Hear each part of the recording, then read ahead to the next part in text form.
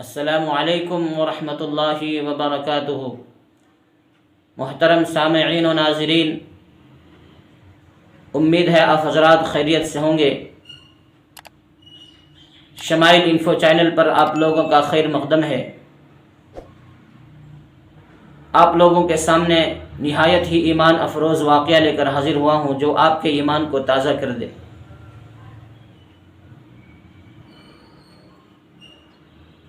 اور آپ لوگوں سے پورا واقعہ سننے کی درخواست کرتا ہوں، بیچ میں چھوڑ کر آپ نہ جائیں تاکہ آپ کو بات سمجھ میں آ جائے۔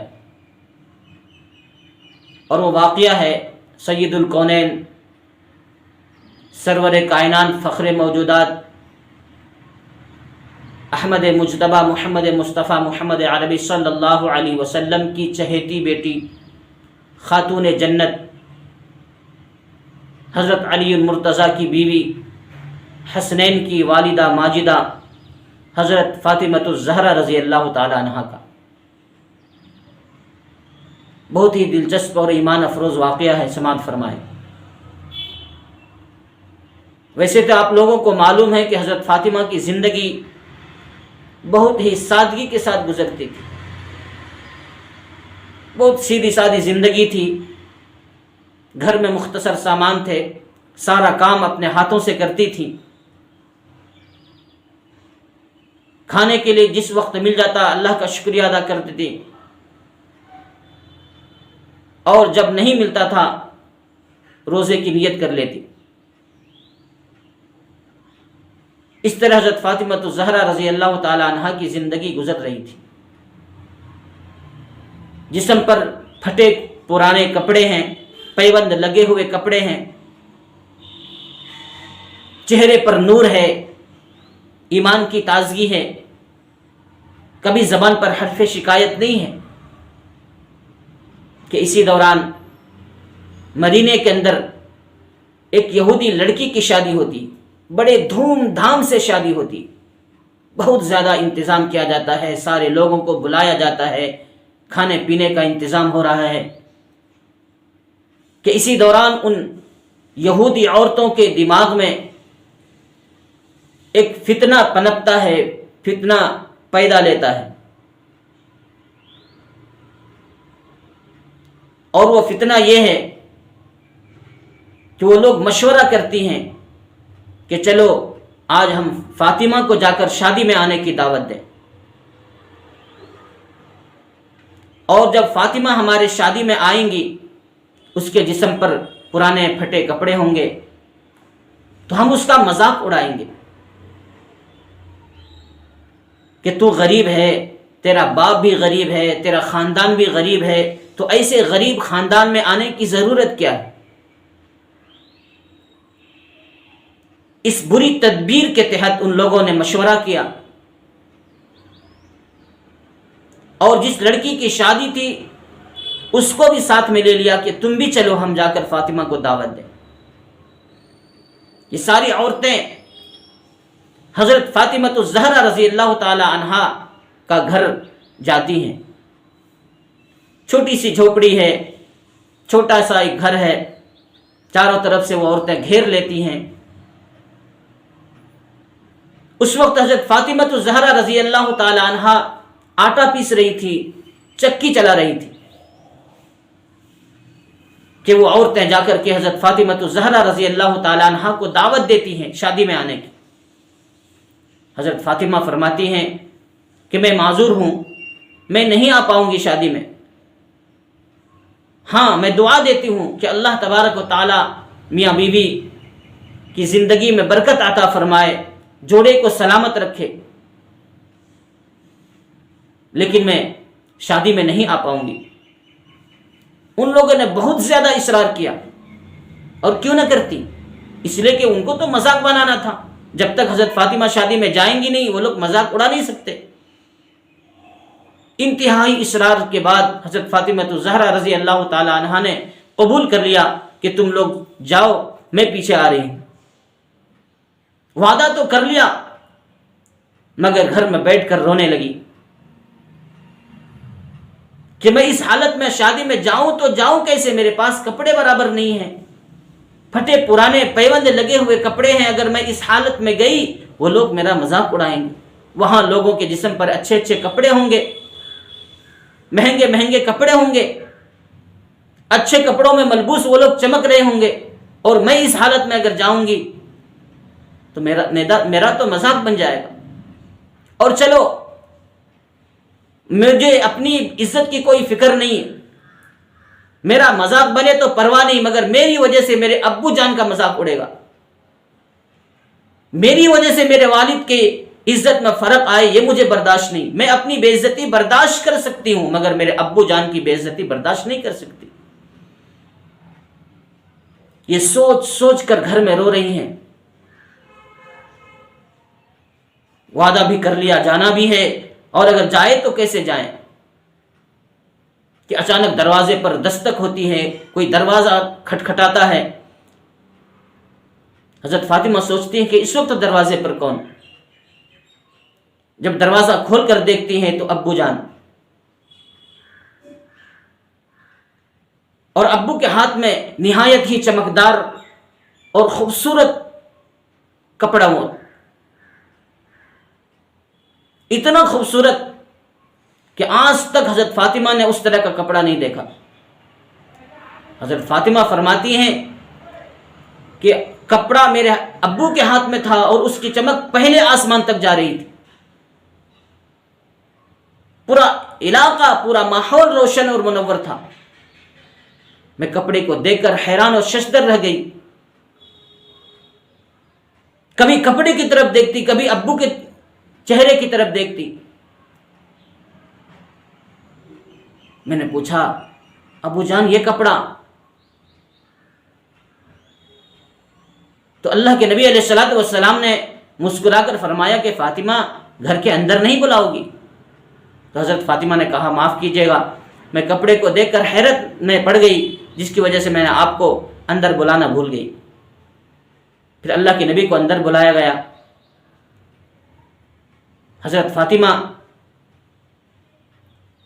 کپڑے کو دیکھ کر حیران ہے۔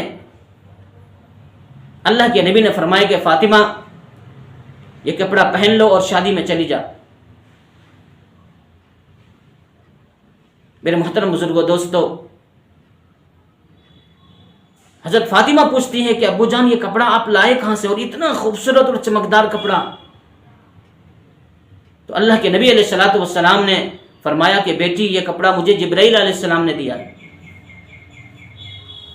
اور جبرائیل علیہ السلام کو اللہ تبارک و تعالیٰ نے دیا، اور اللہ تعالیٰ نے فرمایا کہ یہ جنت کا کپڑا ہے جو میں نے بھیجا ہے، یہ جنتی جوڑا ہے جو فاطمہ کے لیے میں نے بھیجا۔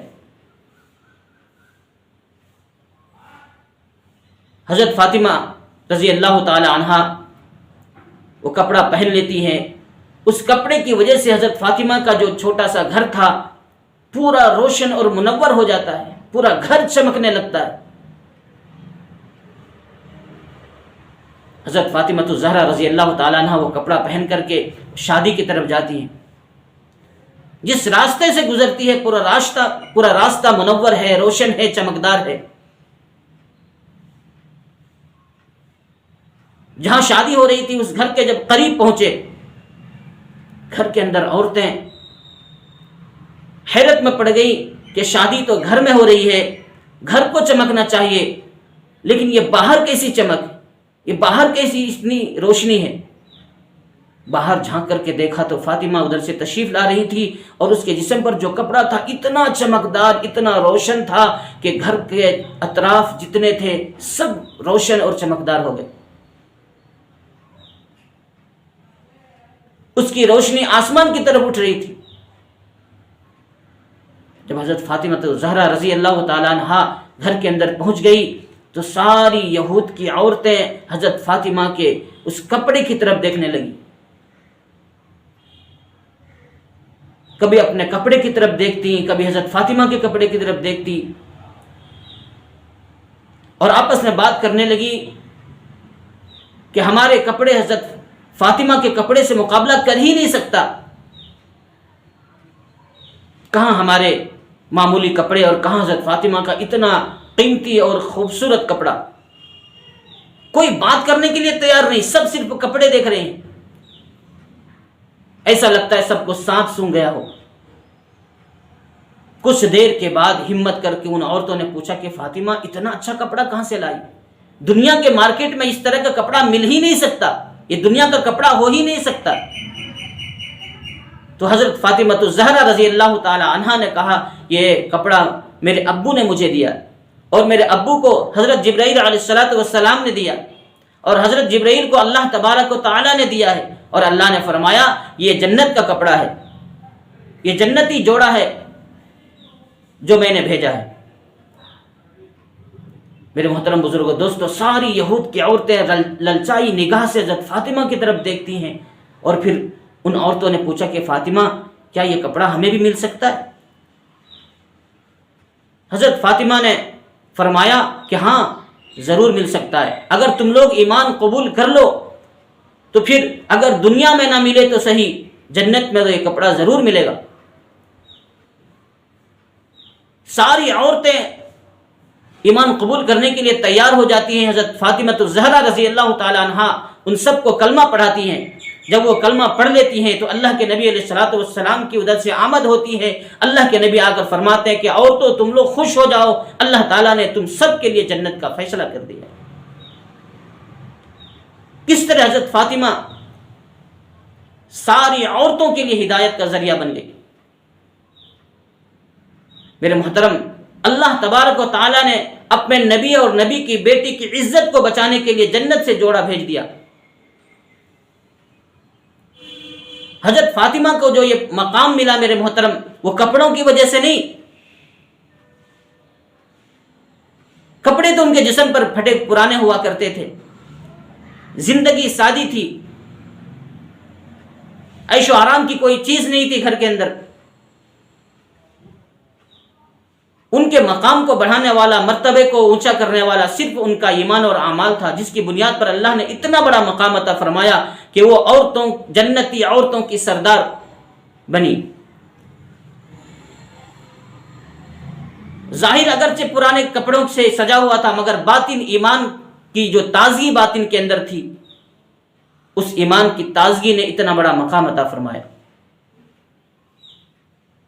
آج کل کی جو عورتیں ہوتی ہیں وہ اپنے ظاہر کو سنوارنے کی فکر میں لگی رہتی ہیں، اپنے کپڑوں کی فکر ہوتی ہیں، زیب و زینت کی فکر ہوتی ہیں، ایمان اعمال کے بارے میں فکر نہیں کرتی. حالانکہ انسان کو جو مقام و مرتبہ ملتا ہے، اللہ کی نگاہ میں جو انسان محبوب بنتا ہے، وہ ایمان اعمال کی وجہ سے بنتا ہے، کپڑوں کی وجہ سے نہیں، ظاہری خوبصورتی کی وجہ سے نہیں. اور خوبصورتی کی وجہ سے کوئی مقام و مرتبہ ملتا کسی کو تو ابو لہب کو مل سکتا تھا، بہت خوبصورت تھا، قریش کا شہزادہ کہلاتا تھا. مال کی وجہ سے ملتا تو قارون کو، فرعون کو، شداد کو، نمرود کو ملتا. خاندان کی وجہ سے ملتا تو قریش کے اندر بڑے بڑے سردار تھے جو خاندانی تھے، مگر نہیں ملا. میرے محترم بزرگوں، دوستو، مقام و مرتبہ ملتا ہے ایمان اعمال کی وجہ سے، جس کی ہمیں فکر کرنی چاہیے. ظاہر کے بجائے باطن کو سنوارنے کی فکر ہے. جو حضرت فاطمہ الزہرا رضی اللہ تعالی عنہ کا باطن معطر تھا، مزین تھا، تو اللہ تعالیٰ نے ان کے لیے جنت سے انتظام فرمایا جوڑے کا. اور حضرت فاطمہ ساری عورتوں کے لیے ہدایت کا ذریعہ بن گئی. اس لیے کسی شاعر نے کہا ہے، عربی شاعر نے، لیس الجمال باسواب تزیننا ان الجمال جمال العلم والادب، کہ اصل خوبصورتی کپڑوں کی وجہ سے نہیں ہے جو تمہیں زینت بخش دے، جو تمہیں مزین کر دے. اصل زینت اور خوبصورتی تو علم و ادب کی وجہ سے. آج انسان دنیا کے پیچھے بھاگ رہا ہے، دنیا کی چیزوں کے پیچھے بھاگ رہا ہے، مگر آخرت کی کوئی فکر نہیں ہے، ایمان اعمال کی فکر نہیں ہے. یہ مختصر سی زندگی ہمیں ملی ہے آخرت بنانے کے لیے، انسان آخرت کو بھول کر زندگی گزار رہا ہے. تو بہرحال میرے محترم، ویڈیو بہت زیادہ لمبا ہو جائے گا.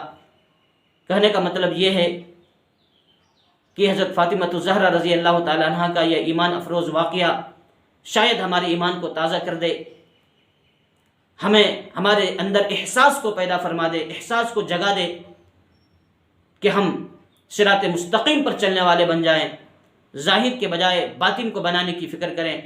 بس انہی باتوں پر اپنی بات ختم کرتا ہوں اور دعا کرتا ہوں کہ اللہ تبارک و تعالی ہم سب کی جان مال عزت و آبرو کی حفاظت فرمائے، جان مال عزت و آبرو میں برکتیں نصیب فرمائے، اور جو حضرات میرے اس ویڈیو کو دیکھ رہے ہیں ان سے میری درخواست ہے کہ میرے لیے بھی دعا فرمائیں کہ اللہ تعالی ہمیں ایمان و اعمال کی توفیق عطا فرمائے، اور جو حضرات چینل پر نئے ہیں ان سے میری درخواست ہے کہ چینل کو سبسکرائب کریں، شیئر کریں، اور امت تک یہ قرآن و حدیث کی بات، ایمان و اعمال کی بات پہنچانے کے لیے میرا سپورٹ کریں۔ اللہ تعالیٰ آپ لوگوں کی کاوشوں کو قبول فرمائے۔ وآخر دعوانا ان الحمد للہ رب العالمین۔